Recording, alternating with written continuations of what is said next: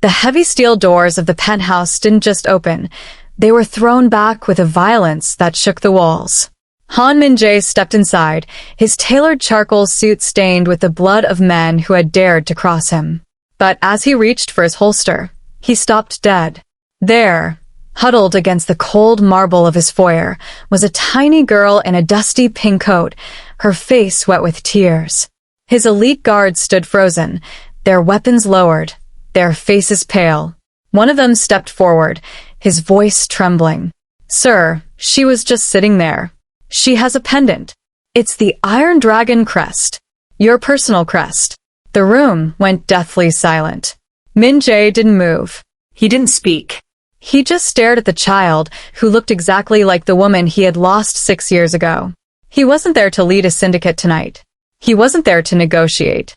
He was there because a ghost had just knocked on his door.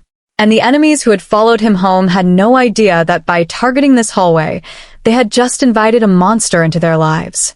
Stay with us, because the way this mafia boss protects the daughter he didn't know existed will change the underworld forever. Before we dive into the Bloodline War, hit that like button and subscribe. I want to know if you found a secret from your past at your door. Would you open it? Tell me your city in the comments. The Gangnam district glowed under the neon hum of a Saturday night. High-rise buildings of glass and steel pierced the clouds, and the air smelled of rain and expensive cologne.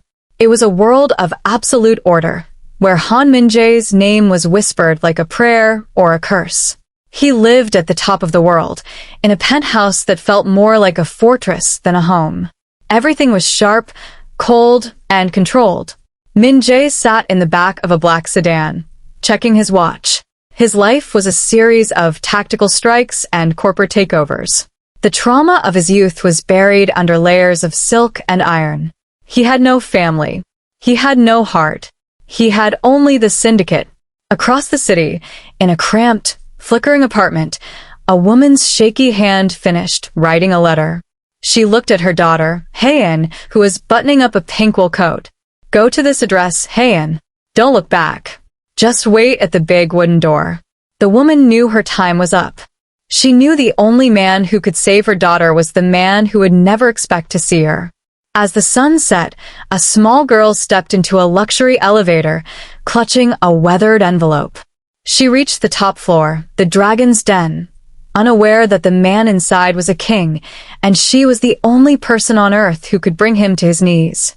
The elevator doors opened with a soft bell sound that felt too loud in the empty hall. Han Min-jae stepped out, but he did not look like the rich businessman the world thought he was. His expensive suit jacket was gone. His white shirt was torn at the shoulder and covered in dark, red spots that looked like messy paint.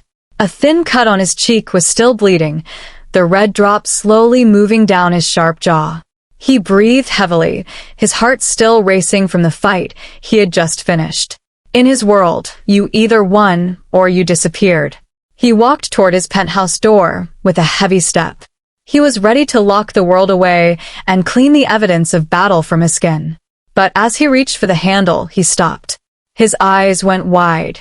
A small girl was sitting on the cold floor, curled up against the dark wood of his door. She wore a dusty pink wool coat that looked a little too big for her. Her long black hair was messy and stuck to her damp forehead. She looked like a tiny bird lost in a storm of marble and glass. Min-jae's hand stayed frozen near his waist. He had spent his whole life looking for enemies, but he had no idea what to do with a child. The girl looked up. Her eyes were large, dark, and swimming in tears. Her face was red from crying for a long time. When she saw him, she didn't scream or run away from the scary man covered in blood. Instead, she let out a shaky breath and stood up on wobbly legs. Min-jae stood as still as a statue. He was the man who ruled the city through fear, but right now, he felt smaller than she was. The silence in the hallway was thick and heavy. "You're home," she whispered. Her voice was thin and broken, like a dry leaf. Before he could speak, she reached out. Her tiny, pale hand moved through the air and grabbed onto his sleeve. Her small fingers curled tightly around the expensive silk of his arm, pressing right against a wet, red bloodstain. The heat from her hand soaked through the fabric, hitting his skin like a bolt of lightning. Min-jae looked down at her hand. It was so clean, so soft, and so fragile. It looked impossible against the dark mess on his clothes. He could feel his heart thumping against his ribs. He had just come from a world of fire and iron, a place where people only touched to hurt each other. But this girl was holding on to him like he was her only hope in the world. "Are you okay?" she asked, her voice trembling. "You have a boo-boo on your face." She reached up her other hand, pointing at the cut on his cheek. She wasn't afraid of the monster standing in front of her. She was worried about him. Min-jae felt a strange, sharp pain in his chest that had nothing to do with the fight. He looked at the girl, really looked at her, and saw a familiar curve in her eyes and a stubborn set to her chin. He felt a chill run down his back. He didn't know her name, and he didn't know why she was there, but as her small hand refused to let go of his sleeve, he knew his life would never be the same. The Iron Boss was gone. In his place stood a man who was suddenly, terrifyingly human. Min-jae stood frozen in the hallway, the weight of the girl's hand still heavy on his arm. He slowly reached out with his free hand and pushed the heavy door open. He didn't say a word as he led the child into the giant, cold living room. The lights flickered on, reflecting off the gold and glass furniture, but the room felt more like a museum than a home. He sat the girl down on a white leather sofa that cost more than most people made in a year. She looked tiny and out of place, her pink coat a bright spark in the middle of all the gray stone. "Wait here," Min-jae said. His voice was rough and low. He noticed something white sticking out of the pocket of her coat. It was an envelope, old and wrinkled at the edges. With shaking fingers, he reached out and took it. The girl didn't stop him. She just watched him with those wide, sad eyes. Min-jae walked a few steps away and tore the paper open. The handwriting on the page hit him like a physical blow to the chest. He knew that graceful, flowing script. It belonged to Seo-yoon, the only woman he had ever loved, the woman he thought had died in a fire 6 years ago. His breath caught in his throat as his eyes flew across the lines. "Min-jae," the letter began. "If you are reading this, I am gone for good this time. I lied to you. I didn't die back then. I ran away because I wanted our daughter to grow up far away from the blood and the guns. I wanted her to be safe from your world." The paper crinkled in his grip. He looked back at the little girl on the sofa. She was swinging her feet, looking at a sharp glass statue on the coffee table. The letter continued. "Her name is Haein. She has your stubborn heart and your eyes. Please, Min-jae. The people who tried to kill me have found us. I have nowhere else to send her. You are her father. Protect her. Let her be the light that you lost." Min-jae dropped the letter onto a table. The room seemed to spin around him. For 6 years, he had lived as a ghost, believing he was the last of his kind. He had filled his life with gold and power to hide the hole in his heart. But now, the truth was sitting right in front of him. He wasn't alone. He walked back to the sofa and knelt down on the floor. He didn't care about the blood on his pants or the dirt on the expensive rug. He looked at Haein and saw it now, the way her nose tilted up just like his, and the birthmark shaped like a tiny star just below her ear. It was the same mark he saw in the mirror every morning. "Haein," he whispered, the name feeling strange and sweet on his tongue. The girl looked at him and finally gave a small, shy smile. "Are you my daddy?" she asked. The Iron Boss felt his heart crack open. The man who had everything now realized he had nothing until this moment. He reached out and gently tucked a lock of hair behind her ear. He didn't know how to be a father, and he knew his enemies would use this girl to hurt him, but it didn't matter. He was a lion who had finally found his cub. The morning sun hit the tall glass walls of the penthouse, but the light felt cold. Haein sat at a giant black marble table in the kitchen. She looked like a tiny bird trapped in a stone cage. Everything in Min-jae's home was hard, sharp, and expensive. There were no soft blankets, no colorful toys, and the only sound was the low hum of the air conditioner. She kicked her feet back and forth, her small sneakers making a quiet thud against the heavy chair. She missed her old, small room, and the smell of her mother's cooking. Here, everything smelled like lemon cleaner and cold metal. Standing along the walls were 4 men in dark suits. These were Min Jae's top guards, men who had fought in wars and seen the scariest parts of a city. Usually, they stood as still as statues, but today they were sweating. They kept looking at each other with wide, confused eyes.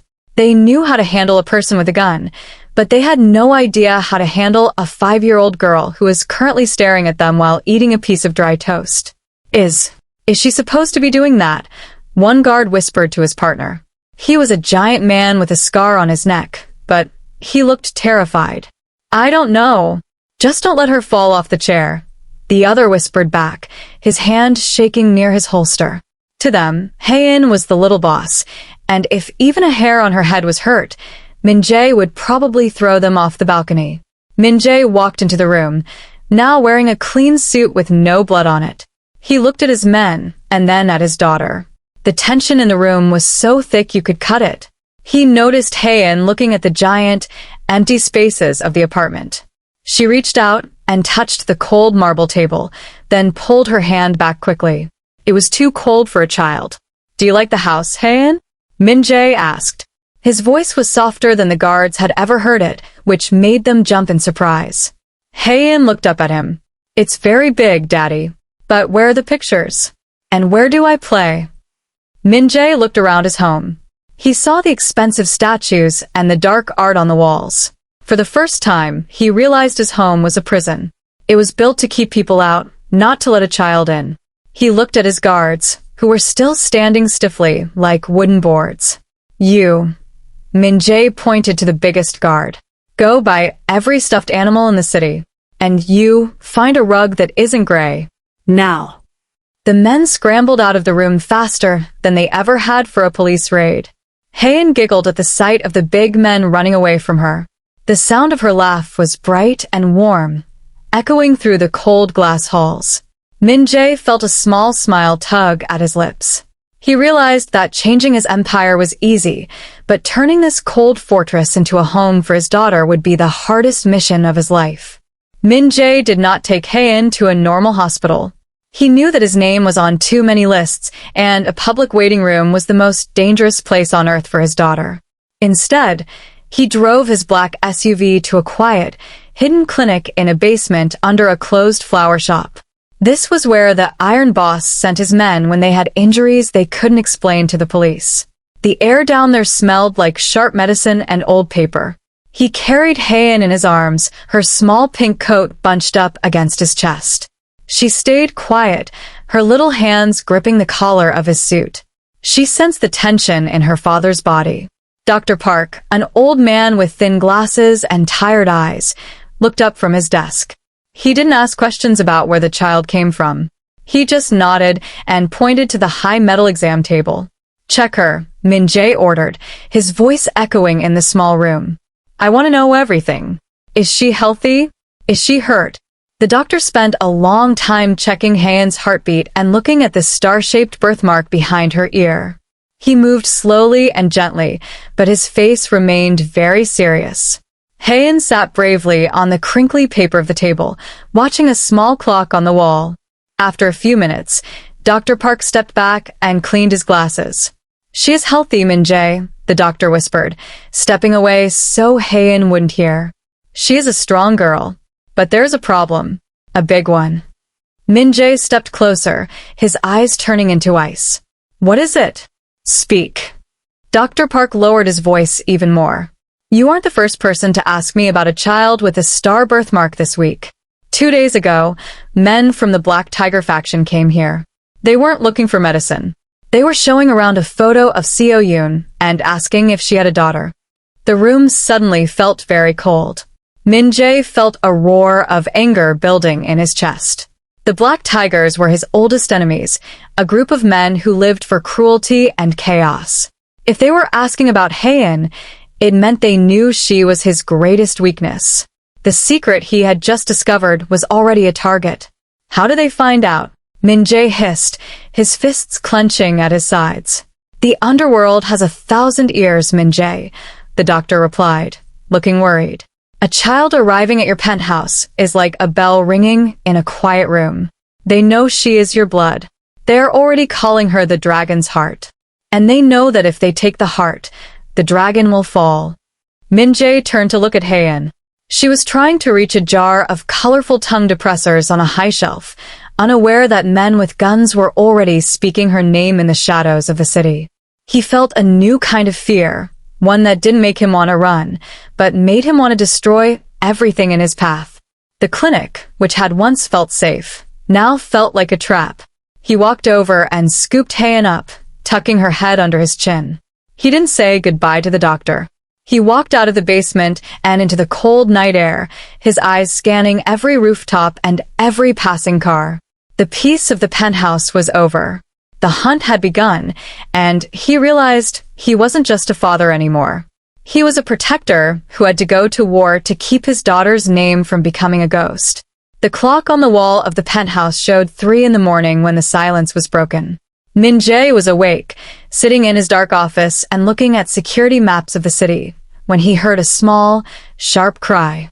It wasn't the sound of an intruder or a broken window. It was a high, thin sound that made his stomach drop. He stood up so fast his chair hit the floor, and he ran toward the guest room where Haein slept. Inside, the room was mostly shadows. Haein was sitting up in her large bed, her small body shaking under the heavy silk blankets. Her face was wet with tears, and her eyes were wide with fear, staring at the dark corners of the room. She looked like a tiny speck in the middle of all the cold luxury. Haein, Min-jae asked, stopping at the edge of the bed. He felt clumsy and tall. His hands, which were so good at holding weapons, felt like they were made of stone. The shadows, they were reaching for Mommy, she sobbed, her breath coming in quick, jagged gasps. It was so dark, Daddy. I couldn't find her. Min-jae wanted to reach out, but he hesitated. He had spent his whole life being hard and sharp so that no one could hurt him. He didn't know how to be the person who took away a bad dream. He slowly sat on the edge of the mattress, the bed creaking under his weight. He tried to remember what people did in movies. It was just a dream, he said. His voice was too loud, sounding like a growl in the quiet room. He winced and tried again, forcing his voice to be lower. The room is safe. My men are at the door. No shadows can get in here. Haein didn't stop crying. She reached out her small arms, wanting to be held. Min-jae felt a wave of panic. He leaned forward and awkwardly scooped her up, pulling her small, warm body against his chest. She was so light, and she smelled like the strawberry soap the guards had bought. She buried her face in his neck, her tears soaking into his expensive black shirt. He didn't know what to do with his arms. He held her stiffly, his muscles tight. He tried to pat her back, but his hand felt too heavy, as if he might accidentally hurt her. He realized that fighting a dozen men in an alley was easier than this. Here, there was no enemy to hit. There was only a broken heart to fix. Sure, he whispered, finally resting his large hand gently on her head. I am here. I am the dragon. Nothing in the dark is scarier than me. Haein's crying slowly turned into small sniffles. She clutched the front of his shirt with her tiny fists. Do you promise? I promise, Min-jae said, and for the first time, he meant it with his whole soul. He stayed there for a long time, sitting in the dark, holding the only thing in the world that mattered. He realized that being soft didn't mean being weak. It was the hardest thing he had ever had to do. As she finally fell back into a deep sleep, he looked out at the city lights and knew he would kill anyone who tried to make her cry again.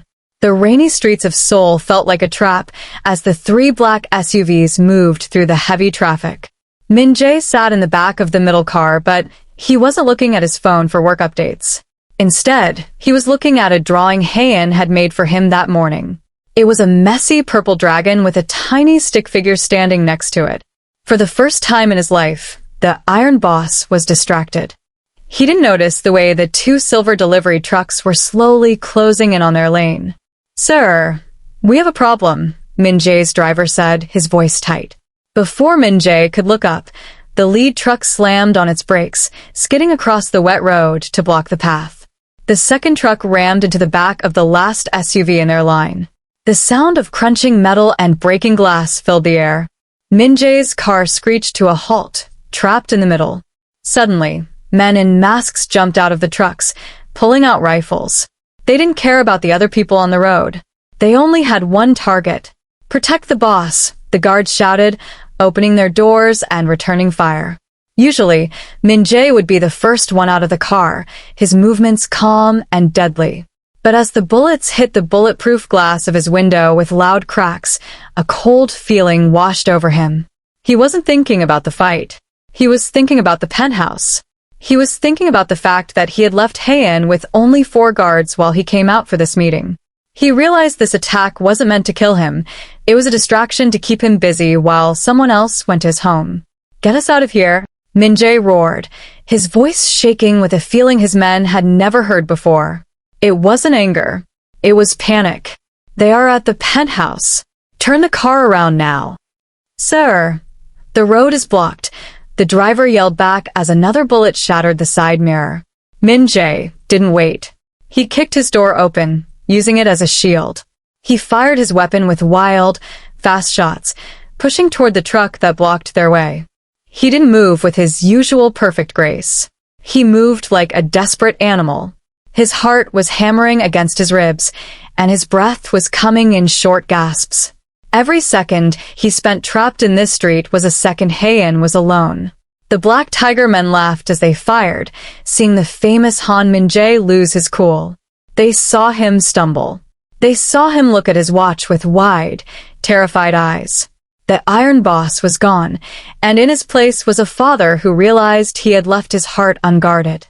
Min-jae finally reached the front truck, pulling the driver out and throwing him onto the wet pavement. He jumped into the driver's seat of the truck and slammed it into gear, ramming it into a brick wall to clear a path for his SUV. "Go! Go!" he screamed to his men. As the car sped away from the smoking wreckage, Min-jae clutched the purple drawing in his hand, his knuckles white. He didn't care about the blood on his face or the smoke in the air. He only cared about the silent phone in his pocket. He had shown the city his weakness, and as the rain poured down, he prayed he wasn't already too late to save her. The elevator doors had not even fully opened before Min-jae burst through them. His lungs burned and his suit was soaked with rain, but he did not feel the cold. He ran down the long, silent hallway, his shoes pounding against the floor. When he reached the end, he stopped. His heart seemed to fall into his stomach. The heavy oak door to his penthouse, the door that was supposed to keep the whole world out, was hanging off its hinges. The wood was splintered, and the electronic lock was smashed and dark. "Haein!" he roared, his voice echoing through the empty rooms. There was no answer. The giant living room, which had finally started to feel like a home, was a mess. A glass table was shattered into 1,000 pieces. One of his guards lay on the rug, unconscious, his suit torn. Min-jae ignored the expensive broken statues and the overturned chairs. He sprinted toward the guest room, his breath coming in short, terrified gasps. He skidded to a stop at the doorway of her bedroom. The bed was empty. The silk blankets were pulled off and tossed on the floor. And there, right in the middle of the room, lay the dusty pink wool coat. It was crumpled and dirty, looking small and lonely on the dark floor. Next to it was a single purple crayon, snapped in half. Min-jae dropped to his knees and picked up the coat. He pressed the soft fabric to his face, smelling the faint scent of strawberry soap. A low, shaking sound started in his chest. It wasn't a sob. It was a growl. He looked at the wall and saw a message sprayed in black paint. "The dragon's heart is ours." Something inside Min-jae finally snapped. The fear that had been making his hands shake suddenly turned into a cold, hard stone. The panic was gone. In its place was a darkness so deep that it felt like the shadows from Haein's nightmare had come to life inside him. He stood up slowly, his eyes turning as sharp and flat as a snake's. He didn't look like a father anymore. He didn't even look like a man. He walked back into the living room and picked up his phone. He didn't call the police. He didn't call a doctor. He dialed a number he hadn't used in years, a number that sent a signal to every shadow, every street corner and every basement in Seoul. "This is Han Min-jae," he said. His voice was so quiet and calm it was terrifying. "Lock down the city. Close the ports. Stop every car. If anyone is holding a child in a pink coat, they do not live to see the sun. I am coming for them all." He threw the phone aside and walked toward a hidden panel in the wall. He pulled out a heavy black case and opened it. The Iron Boss was dead. The dragon had finally woken up, and he was ready to burn the entire city to the ground to find the girl who had held his sleeve. He walked out of the broken door, leaving the light behind. He was moving into the dark, and God help anyone who stood in his way. The rain turned into a heavy storm as Min-jae drove his black SUV through the gates of the old shipyard. He didn't slow down. He smashed through the metal fence, the sound of tearing iron echoing across the water. This was the headquarters of the Black Tiger faction, a place of rust and shadows where no one ever went. But tonight, the dragon had arrived. Min-jae stepped out of the car before it even stopped moving. He didn't hide behind the shipping containers. He didn't look for cover. He walked straight down the center of the yard, his eyes as cold as the rain hitting the pavement. When the first group of guards ran toward him, shouting and pointing their guns, Min-jae didn't flinch. He moved with a speed that was terrifying. He was a storm of fire and lead, taking down every man who stood between him and the back office. He did not offer a chance to talk. He did not ask for surrender. To Min-jae, these men were no longer people. They were the monsters who had touched his daughter's pink coat. He moved through the shipyard like a ghost, his face a mask of stone. The air was thick with the smell of smoke and oil, but he didn't care. His mind was focused on one thing, the girl who had held his sleeve. "Stop him," a voice screamed from the top of a metal walkway. Bullets sparked against the shipping containers around him, but Min-jae kept moving forward. He climbed a ladder with one hand, his movements smooth and deadly. When he reached the top, he didn't hesitate. He cleared the walkway in seconds, his heart thumping with a rhythm of pure fury. He was the most dangerous man in Seoul, and tonight, he was proving it. He reached the main building, kicking the heavy steel doors open so hard they dented the walls. Inside, the leader of the Black Tigers, a man named Park, was backed into a corner.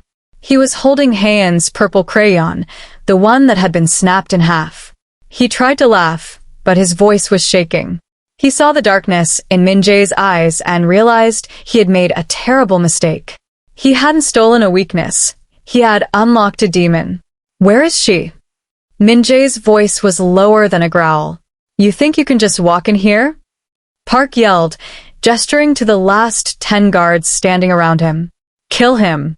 Now." Min-jae didn't wait for them to move. He dived into the shadows, moving faster than their eyes could follow. One by one, the lights in the warehouse were shot out until the room was nearly dark. The sound of shouting and falling bodies filled the air. Min-jae moved through the darkness like he was born in it. He was the shadow that Haeun had been afraid of, but tonight, he was fighting for her. Finally, the room went silent. Min-jae walked out of the smoke, his suit torn and his face covered in dust. He walked straight up to Park, who was now trembling on the floor. Min-jae didn't use a weapon. He reached down and took the broken purple crayon from the man's shaking fingers. Then, he grabbed Park by the collar and lifted him up. "The office," Min-jae whispered. "Now." Park pointed a shaky finger toward a small room at the back of the warehouse. Min-jae dropped him like he was trash and turned away. He walked toward the door, his hands finally starting to shake. The war was over, and as he reached for the handle, he prayed that his light was still waiting for him on the other side. Min-jae pushed the heavy office door open.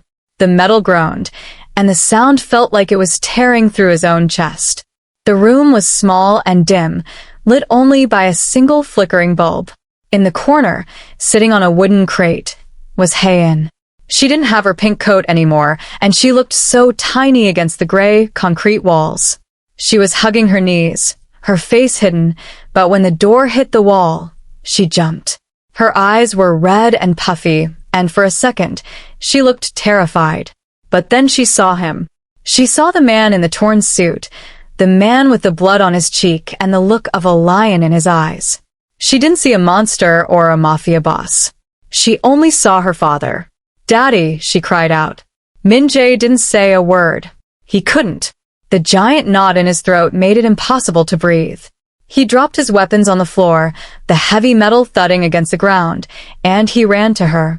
He scooped her up, pulling her small, warm body against his heart so tightly that he could feel her heartbeat matching his own. He buried his face in her hair, smelling the rain and the faint, sweet scent of strawberry soap that had led him through the dark. Haein sobbed into his neck, her tiny hands clutching his shirt. "I was so scared. The bad men, they took my coat." "I know, Haein. I know," Min-jae whispered, his voice cracking. He held her as if he were trying to pull her inside his own soul, where no one could ever find her again. "They will never touch you again. I promise. The dragon is here." He carried her out of the dark office and through the quiet, broken shipyard. His men stood in lines as he passed, bowing their heads in total silence. They saw the blood on his hands, but they also saw the way he shielded the girl's eyes so she wouldn't see the mess he had made. He wasn't just their leader anymore. He was a man who had burned a city to save a child. When they reached the SUV, Min-jae didn't put her in the back seat. He sat on the edge of the car floor and placed her on her feet in front of him. He knelt down on the wet pavement, getting his expensive pants dirty, just so he could be at eye level with her. He reached into his pocket and pulled out the 2 pieces of the purple crayon. "I found this," he said, placing the broken pieces into her small palm. "We can fix it. We can fix everything." Haein looked at the crayon and then at him. She reached out a soft hand and touched the cut on his cheek. "Does it hurt?" Min-jae shook his head. The pain of the fight was gone. The coldness of his old life was gone. He took her hand and kissed her tiny knuckles. "Nothing hurts when I'm with you, Haein. From now on, things are going to be different. There will be no more dark hallways. No more hiding. This city belongs to us, but my heart belongs to you." He looked at her, his eyes soft and full of a love he never thought he could feel. "I promise you, little one, as long as I am breathing, you will never have to cry again." He stood up, holding her hand firmly in his, and looked out at the rising sun over Seoul. The old empire was built on fear, but the new one would be built on the promise he just made. He was no longer just a boss. He was a father, and his daughter was finally home.